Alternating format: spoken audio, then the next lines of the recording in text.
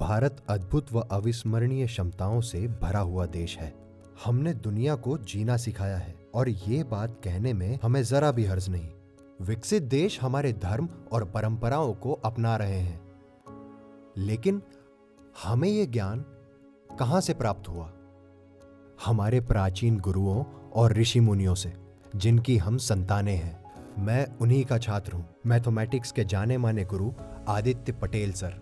करता करे न कर सके, गुरु करे सो होए। 7 द्वीप 9 खंड में गुरु जैसा ना कोई।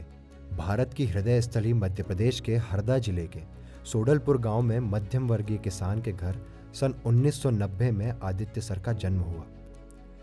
सर ने अपनी शुरुआती पढ़ाई हरदा जिले के छोटे शहर खिड़किया के एक प्राइवेट स्कूल में शुरू की। मेरा नाम अकबर खान है। मैं खिड़किया शहर में रहता हूँ और आदित्य पटेल सर जो हैं मेरे मित्र हैं, क्योंकि बचपन से ही साथ में रहते हैं। आज वो जिस जगह पे है, मुझे बहुत खुशी है कि वो अपनी ऊंचाइयों पर पहुँचे हैं। और अक्सर वो हम दोस्तों के साथ अपने किताबें और कॉपीज़ शेयर करते थे, जिससे हमें मदद मिलती थी। और आज भी वही काम वो कर रहा है और मुझे बहुत खुशी है और भगवान से यही प्रार्थना करता हूँ कि वो अपने जीवन में आगे बढ़े और खुश रहे। उन्होंने अपने परिवार और शिक्षकों के विपरीत जाकर हरदा जिले के ही एक बिगड़ेल स्कूल में अध्ययन करने की ठानी। नमस्कार, मैं जेपी प्रजापति, प्राचार्य महात्मा गांधी शासकीय उच्चतर माध्यमिक विद्यालय हरदा। इस विद्यालय से आदित्य पटेल ने 12वीं कॉमर्स विषय से उत्तीर्ण की। उन्होंने 12वीं में 85% मार्क्स अर्जित किए तथा इस समय वे विनर्स कोचिंग के माध्यम से बहुत ही ऊंचाइयों पर पहुंच चुके हैं और उनके मार्गदर्शन में बहुत छात्र सफलता अर्जित कर रहे हैं। बहुत बहुत शुभकामनाएं एवं बधाई, तथा भविष्य में भी इसी प्रकार से उत्तरोत्तर वृद्धि करते रहें, उसके लिए बेस्ट ऑफ लक।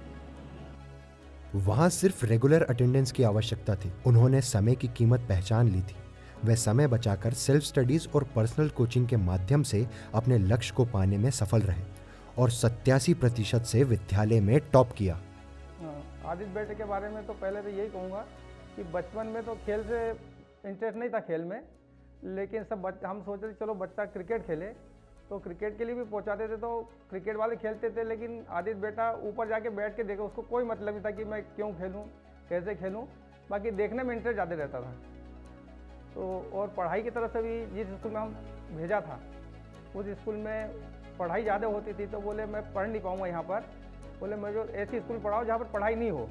तो हमने फिर ये दूसरी स्कूल में जहाँ पर पढ़ाई नहीं होती थी, बच्चे वहाँ से भाग जाते थे, तो उसको वहाँ पर बहुत अच्छा लगता था। पर हमको ये नहीं पता था कि इस माहौल में पढ़ाई कर पाएगा ऐसी, लेकिन हमको बाद में पता चला कि बालक ने जो सोचा था वो करके दिखाया उसको। उन्होंने बहुत संघर्ष किया, बहुत गरीबी में पले हैं, बच्चों को भी बहुत गरीबी से पाले हैं। उनको पारिवारिक भी बहुत टेंशन थे, बहुत सहा हमने।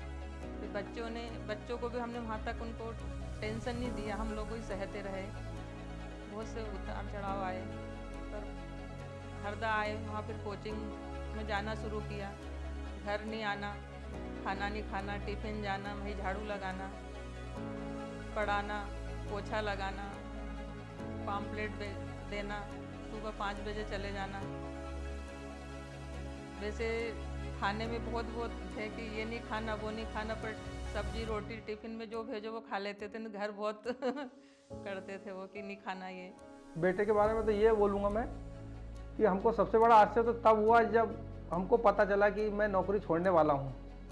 तो हमको क्या ये संदेश जब सब दूर गया, तो उन्होंने कहा कि एक तो नौकरी मिलती नहीं और बालक नौकरी छोड़ेगा तो वो क्या होगा। बोले एक तो बड़ी मुश्किल से नौकरी मिली है, हमको भी नहीं बताया, हमको तो साल भर बाद पता चला कि नौकरी मैं छोड़ चुका हूँ। जब डिसीजन और फिर बाद में जब डिसीजन लिया कि अब मैं यहाँ पर कोचिंग और चलाऊँगा, और हमने सोचा कि क्योंकि कभी हमको उम्मीद नहीं थी कि ये कभी इंदौर में आके कोचिंग खोल लेंगे, क्योंकि उनने प्लान पूरा उधर ही का बनाया था। लेकिन जब हमको खुशी तो तब हुई जब उनने प्लान करा कि मैं इंदौर में कोचिंग खोलूँगा। उससे बड़ी और खुशी तो हो ही नहीं सकती क्योंकि कभी आने की उम्मीद यहाँ पर थी नहीं। और कोचिंग खोलने के बाद जब हम यहाँ पर आए, हमने देखा कि यहाँ पर तो कोचिंगों का भंडार है, तो ऐसे में कैसी व्यवस्था होगी, लेकिन कभी पीछे मुड़ के नहीं देखा। बस सबसे बड़ा आज जो सफलता का राज है वो ये है कि कभी पीछे मुड़ के नहीं देखा कि आगे मेरा क्या होगा। उन्होंने अपने ही क्षेत्र के एक नज़दीकी इंस्टीट्यूट में इंग्लिश सीखने की ठानी और सीखते सीखते वहीं फ्री में सिखाने भी लगे और टीचिंग का बीज उनके भीतर अंकुरित होने लगा। यहीं उन्हें युवाओं के एक ऐसे समूह से जुड़ने का मौका मिला जो सरकारी नौकरी की तैयारियों में था और वे भी उनके साथ अध्ययन में जुड़ गए। यहाँ उनका पाला फिर मैथ से पड़ा, लेकिन ये स्कूल की मैथ से बिल्कुल भिन्न था और उनके मन में रच बसने लगा था। आदित्य सर ने एग्जाम की तैयारी जोरों से शुरू की। मैथ्स में उनकी रुचि इतनी बढ़ने लगी कि उन्होंने अपनी रिसर्च के बल पर नई ट्रिक्स तैयार की। उन्हें छत्तीसगढ़ के रायपुर में पहली पोस्टिंग मिली।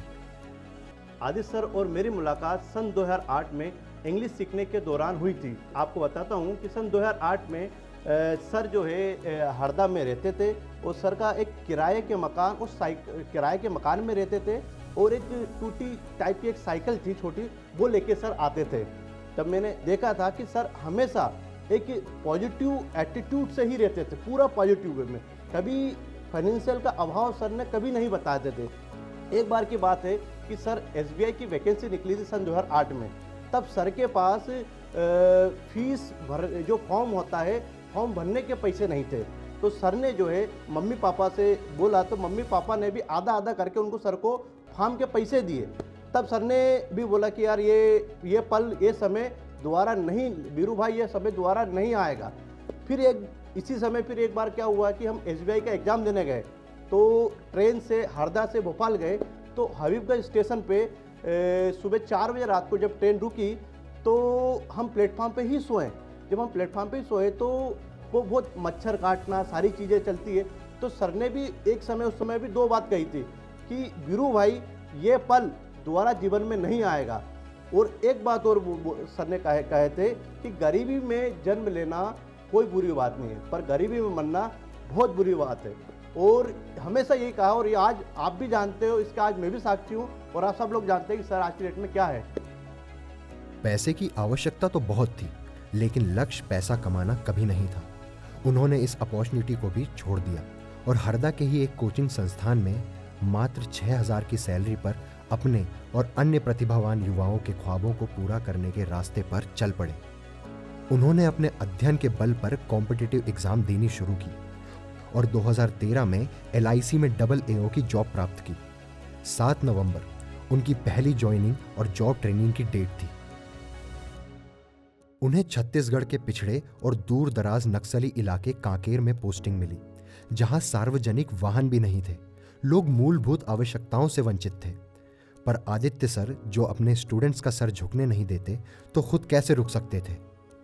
जैसे तैसे एक कमरा, कुछ टेबल और बोर्ड लेकर उन्होंने पढ़ाना शुरू किया।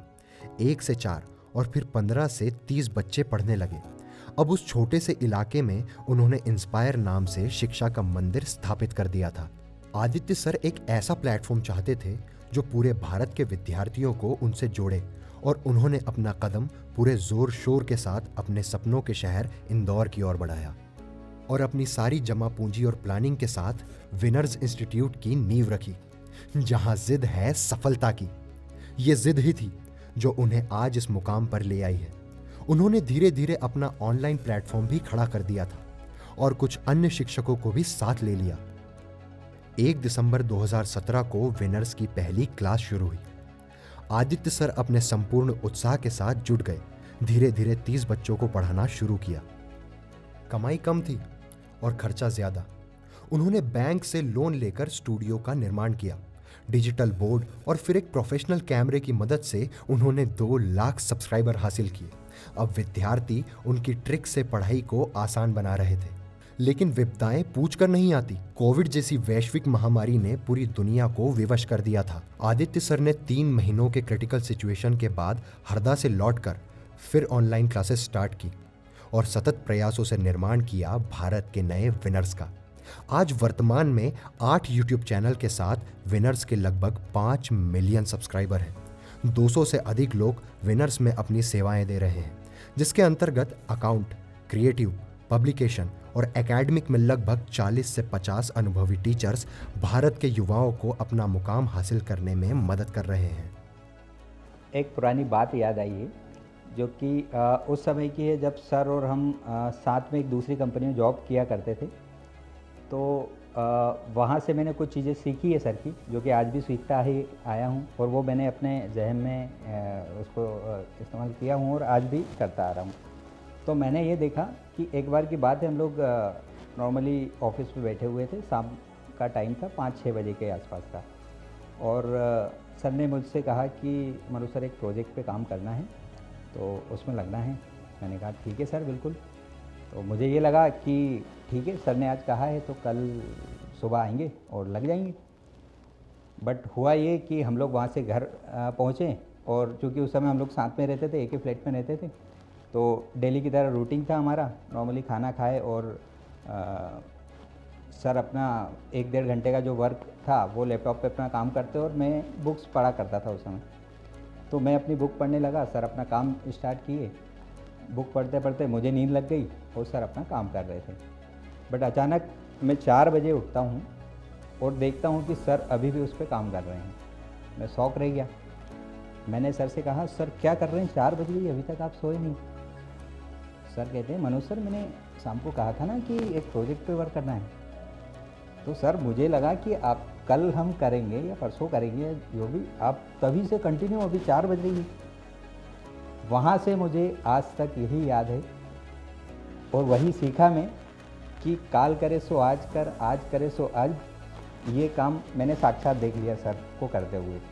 तो सर के लिए कोई कल परसों कुछ नहीं होता है, और इसी कारण विनर्स आज यहाँ हैं।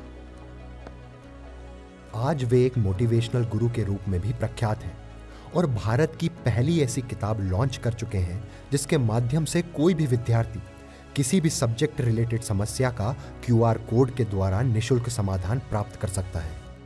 थैंक यू आदित्य सर, मुझ जैसे लाखों बच्चों के भविष्य को संवारने के लिए, जिनके सपनों को आपने डिजिटल उड़ान दी।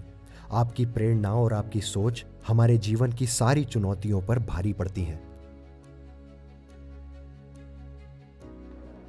विनर्स अगर आज यहाँ है तो अपनी जिद और बहुत सारे हार्ड वर्क के कारण। विनर बनना है, क्लास का टाइम हो गया है।